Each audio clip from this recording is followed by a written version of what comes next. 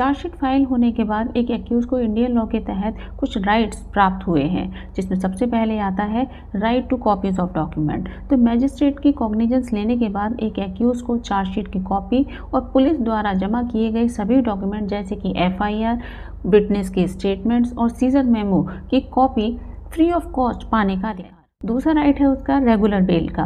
तो यदि accused investigation के दौरान अरेस्ट नहीं हुआ था तो चार्जशीट फाइल करते समय वो कोर्ट में अपीयर होकर अपने लिए रेगुलर बेल अप्लाई कर सकता है।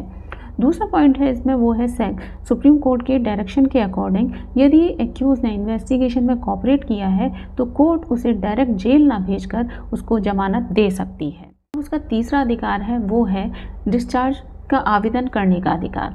तो यदि एक्यूज को लगता है कि चार्जशीट में उसके खिलाफ सफिशिएंट एविडेंस नहीं है और चार्जेस निराधार हैं तो वो फ्रेमिंग ऑफ चार्जेस से पहले कोर्ट में डिस्चार्ज करने का आवेदन कर सकता है और यदि कोर्ट सेटिस्फाई होती है तो उस एक्यूज को डिस्चार्ज किया जा सकता है।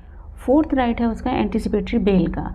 चार्जशीट फाइल होने के बाद एक्यूज एंटिसिपेटरी बेल के लिए अप्लाई कर सकता है यदि उसको लगता है कि उसको अरेस्ट किया जा सकता है। फिफ्थ राइट है उसका वो है मामला रद्द या FIR क्वैश कराने का अधिकार। तो यदि उसको लगता है कि चार्जशीट में उसके खिलाफ झूठे आरोप लगाए गए हैं या फिर प्रोसीजर का दुरुपयोग किया गया है तो वो BNSS के सेक्शन 528 जो कि पहले हुआ करता था CRPC का सेक्शन 482 उसके तहत वो हाई कोर्ट में क्वैशिंग ऑफ FIR या मामला रद्द करने का अनुरोध कर सकता है। सिक्स राइट है उसका वो है फ्री लीगल एड और प्लीडर का अधिकार।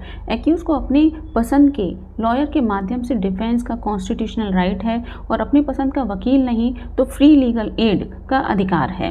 और लास्ट है इसमें वो है अपनी भाषा को समझने का अधिकार। तो यदि चार्जशीट में एक्यूज को भाषा समझ में नहीं आती है तो वो कोर्ट से ट्रांसलेशन उपलब्ध कराने के लिए अनुरोध कर सकता है जिससे कि वो अपने डिफेंस को तैयार कर